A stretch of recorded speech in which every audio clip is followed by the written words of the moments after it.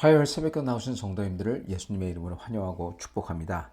오늘 하나님 말씀은 호세아서 13장 1절부터 8절 말씀입니다. 에브라임의 죄 두 번째 시간입니다. 에브라임이 말을 하면 사람들이 떨었도다. 그가 이스라엘 중에서 자기를 높이더니 바알로 말미암아 범죄함으로 망하였거늘 이제도 그들은 더욱 범죄하여 그 은으로 자기를 위하여 우상을 부어 만들되 자기의 정교함을 따라 우상을 만들었으며 그것은 다 은장색이 만든 것이거늘 그들은 그것에 대하여 말하기를 제사를 드리는 자는 송아지와 입을 맞출 것이라 하도다. 이러므로 그들은 아침 구름 같으며 쉬 사라지는 이슬 같으며 타작 마당에서 광풍에 날리는 쭉정이 같으며 굴뚝에서 나가는 연기 같으리라. 그러나 애굽 땅에 있을 때부터 나는 네 하나님 여호와라. 나밖에 내가 다른 신을 알지 말 것이라. 나 외에는 구원자가 없느니라. 내가 광야 마른 땅에서 너를 알았거늘 그들이 먹여준 대로 배가 불렀고 배가 부르니 그들의 마음이 교만하여 이로 말미암아 나를 잊었느니라. 그러므로 내가 그들에게 사자 같고 길가에서 기다리는 표범 같으니라. 내가 새끼 잃은 곰같이 그들을 만나 그의 염통 거풀을 찢고 거기서 암사자같이 그들을 삼키리라. 들짐승이 그들을 찢으리라. 이스라엘아, 내가 패망하였나니 이는 너를 도와주는 나를 대적함이니라. 아멘. 오늘 말씀은 에브라임의 죄 두 번째 시간입니다. 저희가 토요일 날은 에브라임의 죄 첫 번째 시간으로서 어떻게 에브라임이 하나님 앞에 죄를 졌나 봤습니다. 12장 첫 번째 나왔던 에브라임의 죄는 에브라임이 전체적으로 그 사회가 거짓과 포악함에 물들었다는 겁니다. 포악함이란 서로가 서로를 아주 잔인하게 대하는 거죠. 그리고 폭력을 행사하고 그러는 거죠.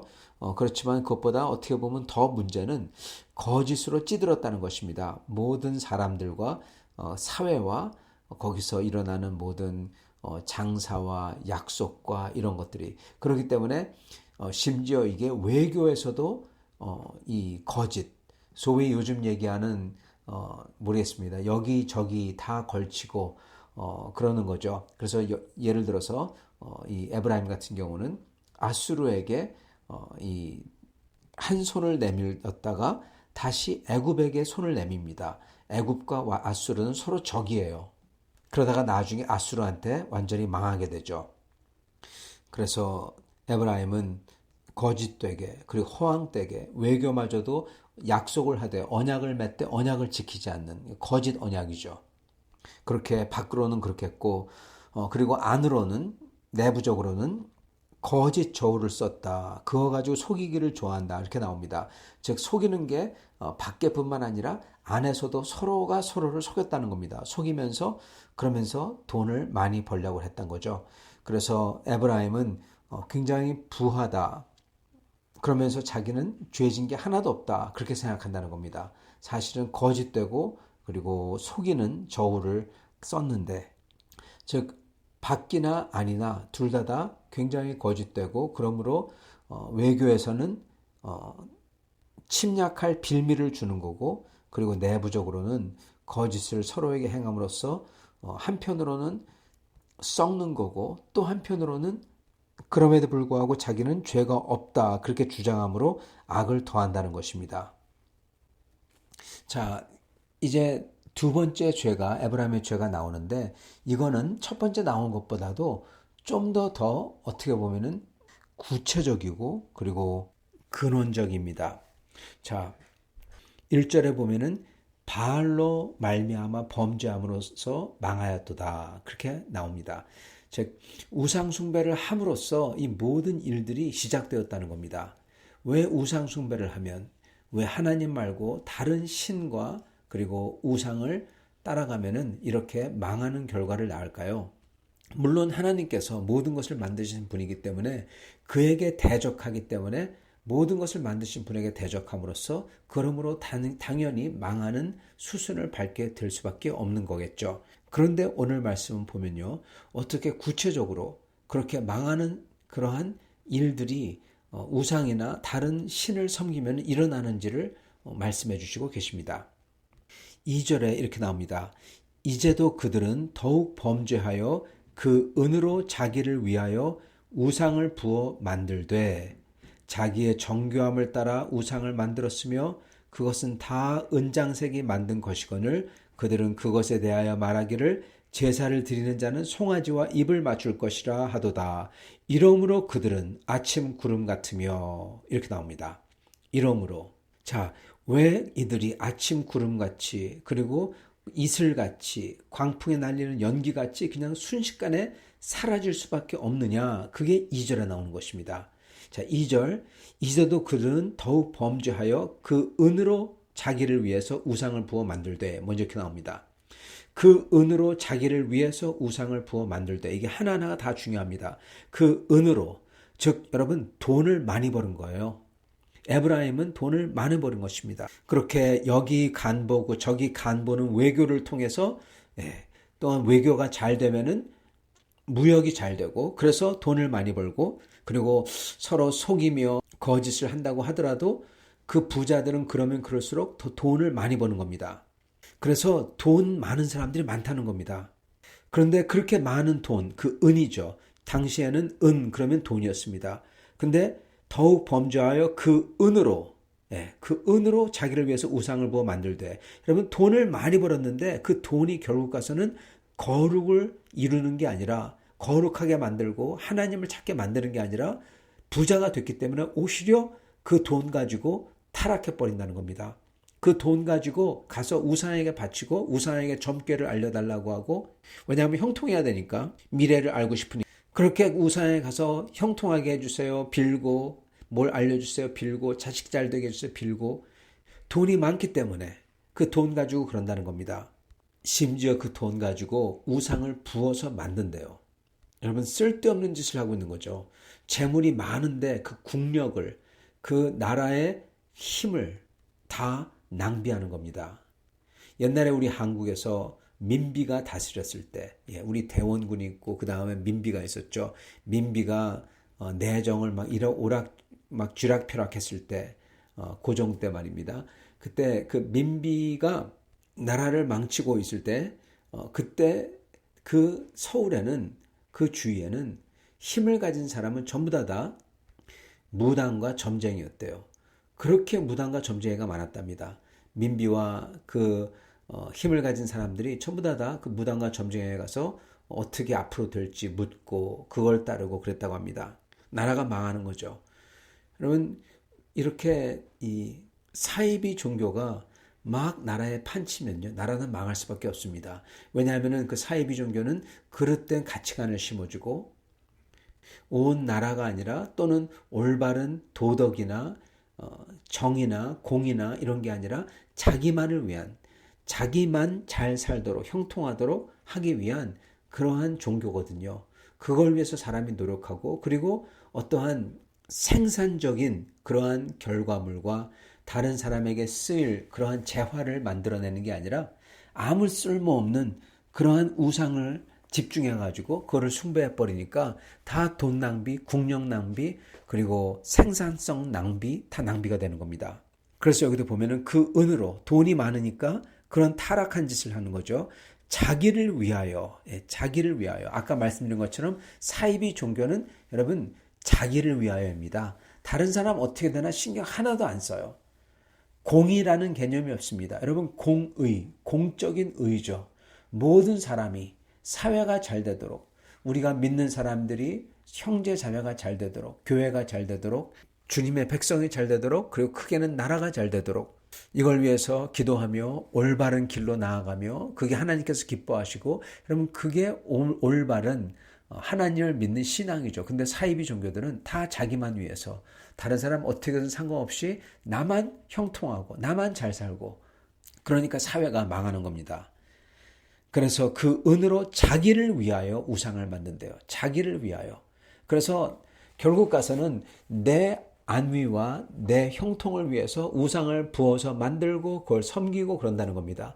그 모든 그 자본을 가지고 다른 사람에게 많이 이 고용을 할 수 있고 그리고 좋은 것을 만들어내고 그럴 수 있는데 그 전부 다 쓸데없는 우상 만드는 데 들어가서 완전히 블랙홀이죠. 거기에 다 투입이 되는 거예요.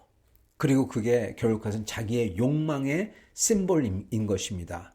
하나님께서는 그래서 십계명 제2계명에 너는 너를 위하여 우상을 부어 형상을 따라서 우상을 부어 만들지 말고 그렇게 말씀하십니다. 너는 너를 위하여.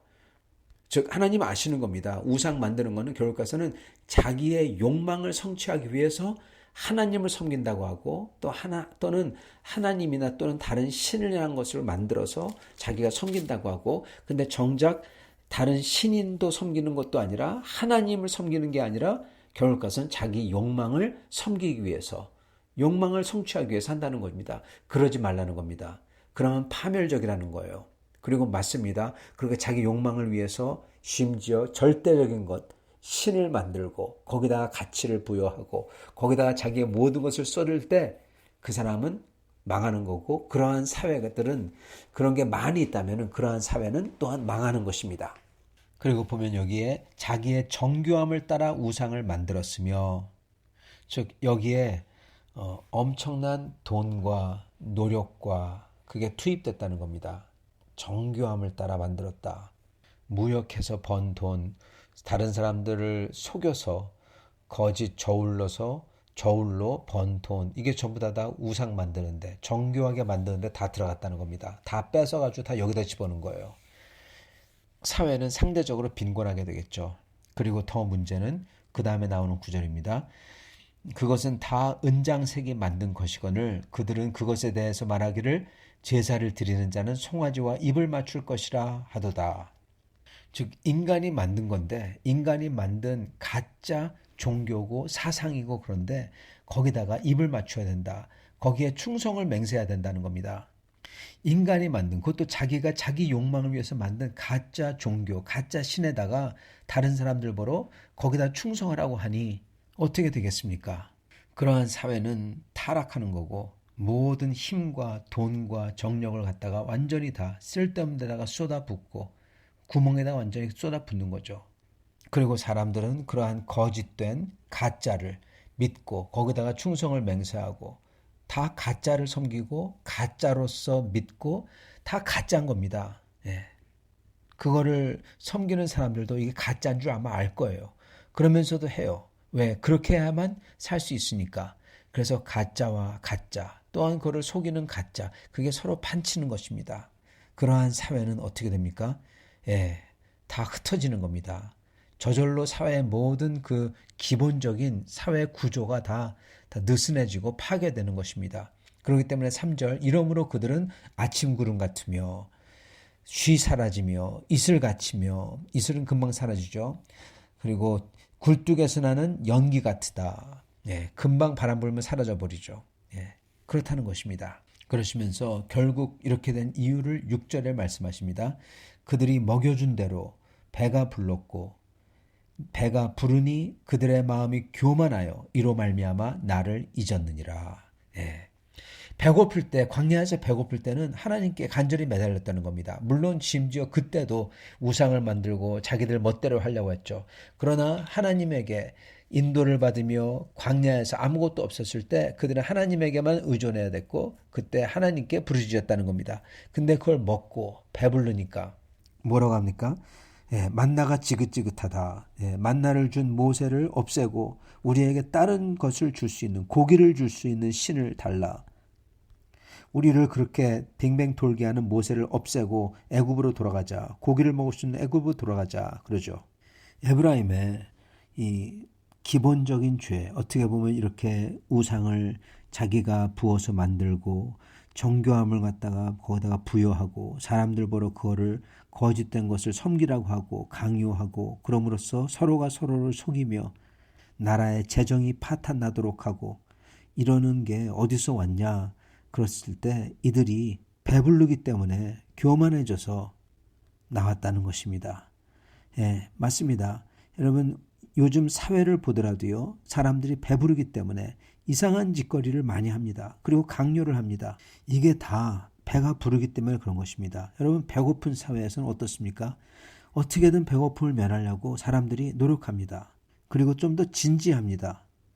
그러나 서구 사회같이 배고픔을 어느 정도 면한 사회는 동성애를 해야 된다느니, 동성애를 서포트해야 된다느니, 동성애를 지지하지 아니하면 그 사람은 완전히 이상한 사람이라고 몰아세우고, 여러분 이거 전부 다 배불러 사는 짓이에요.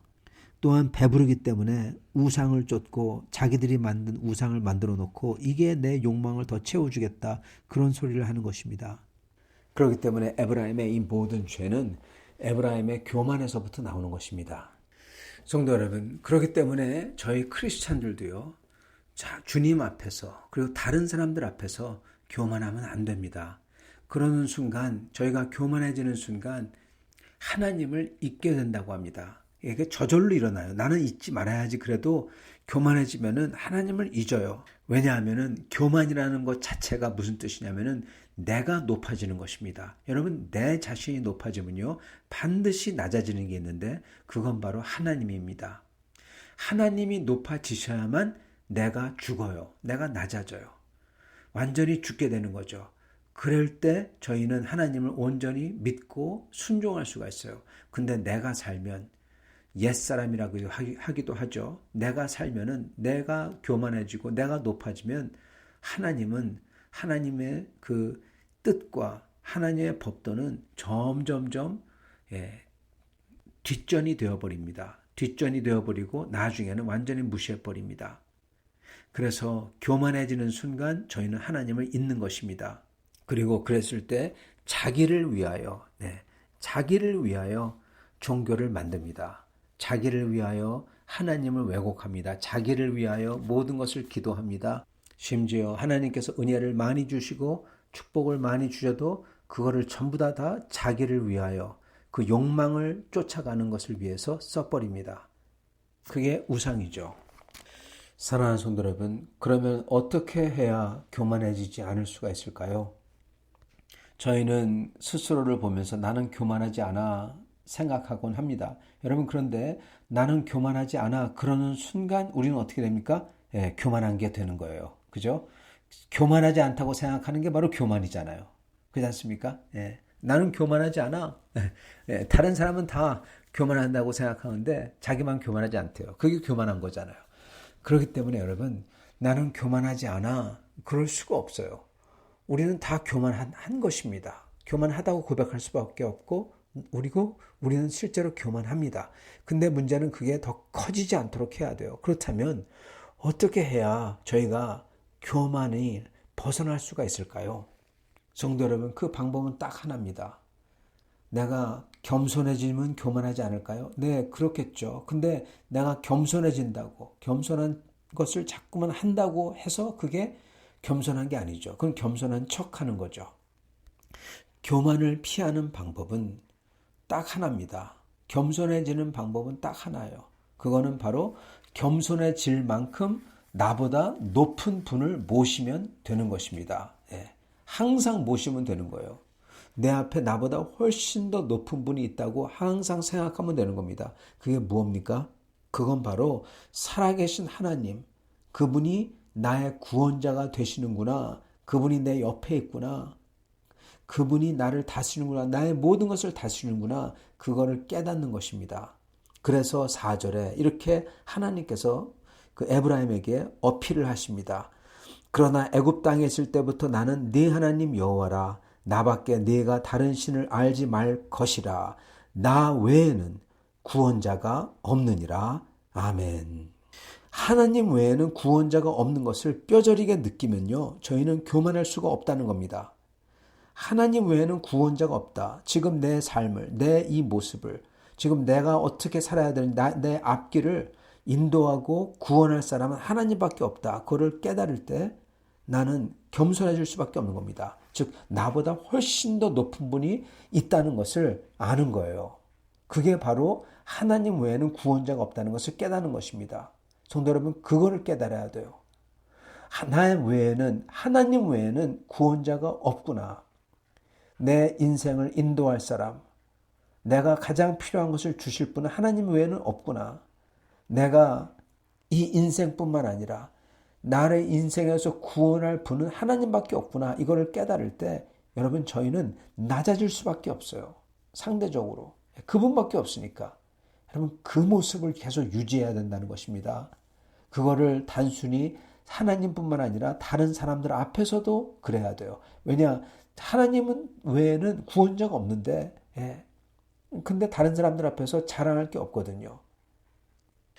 사랑하는 성도 여러분, 우리는 주님 앞에서 우리 모습을 위해서 자기의 정교함을 따라 자기를 위해서 우상을 만드는 내가 원하는 욕망을 따라서 그거를 쫓아가려고 내가 원하는 존경과 내가 원하는 인정받는 것과 그걸 위해서 쫓아가고 여러분 그러면 안 되는 것입니다. 그러면 그게 우상숭배나 마찬가지예요. 저희는 다만 겸손하게 배불러가지고 교만해가지고 하나님을 잊어버리는 그런 사람이 아니라 항상 하나님 앞에서 하나님의 은혜를 배고파하는 그런 사람. 이걸 위해서는 내 인생에 오직 주님 외에는 내 인생을 이끌어주고 이 문제를 해결하고 그럴 뿐은 주님 외에는 없구나. 나 외에는 구원자가 없느니라. 이거를 철저하게 깨달아서 주님 앞에 엎드리는 사람이 되어야 할 것입니다. 이럴 때 저희는 이러한 교만의 죄를 벗어날 수가 있고 우상을 내 마음대로 내가 원하는 욕망을 따라 만드는 그러한 죄를 벗어날 수가 있고 다른 사람들과 우리 교회와 모든 옆에 있는 사람들에게 살아계신 하나님을 보여줄 수 있는 그러한 사람들이 될 수 있는 것입니다.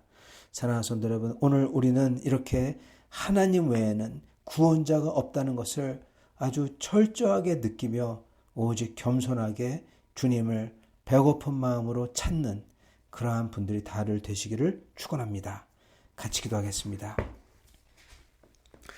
주님, 오늘 말씀을 통해서 어떻게 에브라임이 그 마음속에서부터 죄가 시작됐는지 보여주시니 감사합니다.